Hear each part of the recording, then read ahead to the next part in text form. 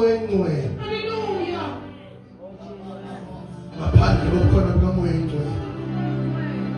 Mawuthi umuntu osindisiwe akajoli sisifweni. Athi umuntu irent uyibhadala ngayo. Athi umuntu ngiyodlala. Kumele ngimthole usibusiso ngibe naye. Bazalwane siyoma phambi kaNkulunkulu.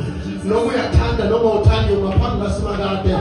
Noma uyakholwa uyakholwa noma phambi kaJehova. Isenkhaza ngoSimakade ukuthi akakhethi ibala lamuntu. Abantu abanemali boma phambi kwakhe. Abantu abafundile boma phambi kwakhe. Abantu abakhuluma English boma phambi kwakhe. Abantu abasebenza eParliament boma phambi kwakhe. Abantu abahlala kuNkulunkulu boma phambi kwakhe. Siyoma phambi kaJehova.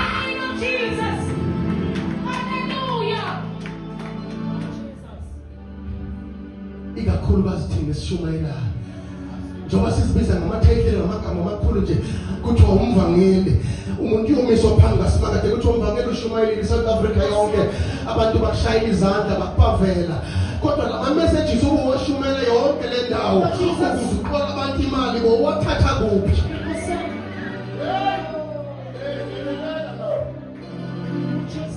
kuzothiwa ayimpostoli siyabonga yiki title yakhe yakufanela kodwa lama messages nale nkonzo ohamba uzivula yonke indawo iassignment uyithethe kubani ngoba mina Simakade angunikezanga le assignment abantu behla benyuka abantu bagqoka amaphula amakhulu bahlale ihlolo lezinkulu phakathi emasontweni uJehova ngababizela ngakiwo umuntu moya ngcwele unikeza abantu abakholwa i-direction umuntu moya ngcwele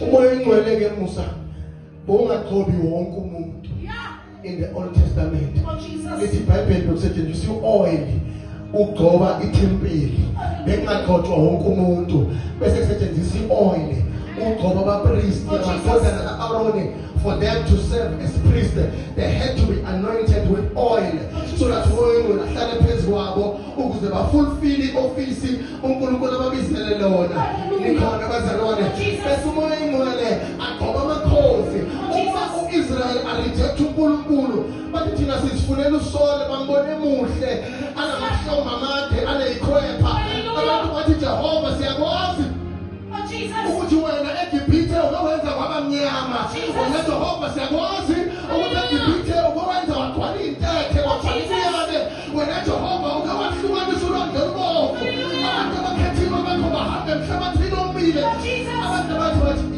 yima kancane paka Jehova sifuna usola abe yinkosi uSamuel wathi ekhala wathi uSimakade Samuel makhala abantu abarejectanga wena barejecte mina banikeza inkosi bayithandayo uma usola abayinkosi uthatha umfako wamafutha uthele phezu kwekhanda lakhe not because amafutha abalekile because in the Old Testament amafutha bewamela umoya engcwele Jesus hallelujah amafutha bewamela umoya engcwele Jesus manje kule insuku lezi ngamnkosi amafutha le imambani ziyawathengisa amafutha Jesus amafutha sewathengiswa manje amafutha fe areplace igama lika Jesu igama lika Jesu alisana manje into ebaleka kakhulu amafutha abantu abawathatha kaIsrael amafutha abantu abangawazi ukuthi avelaphi lento lena ayikho into wrong anointing oil into wrong anointing oil uma sesiyimisa lapha sithi bama 10,000 ababe ngapha abantu abaphuwa abawazi ukuyithola anointing oil ngoba abanayo imali bese Simakade wahlekela emuva Simakade akakhethi umuntu Simakade ngokuthi unemalini Simakade ngokuthi ufundela kangakanani Simakade usiza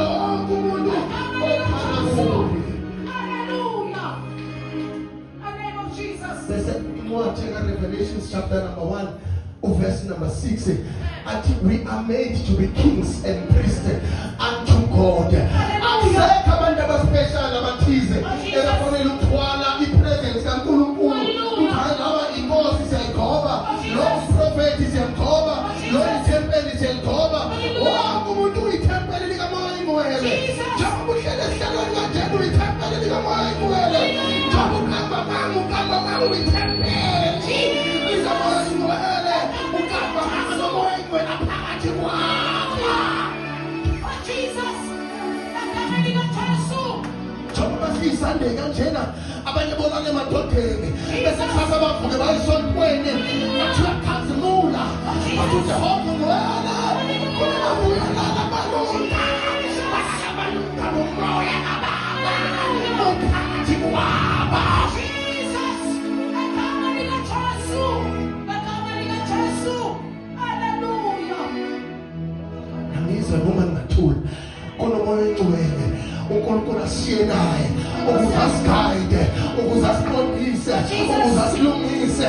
Lithi iBhayibheli ngishinodwa ngimshiya nomsizi umoya engcwele lapho kuhluka khona akhe unyama akhe umoya engcwele lapho anamandla khona umoya engcwele unamandla. Jesus, nakamani kaThasu. Ungabashezeke. Isidingo into engizivangele lingasabi nesidima mntanami ukuthi abantu nabafundisi mabasuka emapulpiti bahamba bodunusa lemhlabeni lingana bafuna amandla enyameni. Kabakhona abantu ahlala kumoya engcwele. Umoya engcwele ahlala phezu kwempilo yakho awuthakatheki. Ngisho uSengcwele ahlala phezu kwempilo yakho nabathakathi bahalela abathakandla okwenza lutho wakhona wakha kamoya engcwele phezu kwempilo yakho. Umoya engcwele ngimi ngingena la kuthiwa phenwa khona ngiphinde ngiphume la kuthiwa phunya khona imoto iphele abantu umuntu ophumelayo aphili bathola ukuthi uhlezi ekhaya manje kamoya engcwele afiyele. In the name of Jesus. Hallelujah. Thank you, Jesus. Amandla kamoya engcwele Hallelujah. manje la usisife afunda khona lithi iBhayibheli bebahlezi ndawonye ibandla like laba yinto eyi-1 njengoba simaqembu manje kuthi ukhonze life abundance, ukhonze salvation to all, ukhonze African gospel, ukhonze faith mission, abanye bakhonza kuMyFather, abanye bakhonza kuMyMother, abanye bagqoka impahla ezihlaza, abanye bagqoka impahla ezimhlophe. Kodwa ibandla like laba linye ngoba umuntu umlamulane phakathi komuntu noNkulunkulu lebandla linye. Awekho amaqembu behlele ndawonye bamunye balindele isethembiso sikamoya engcwele.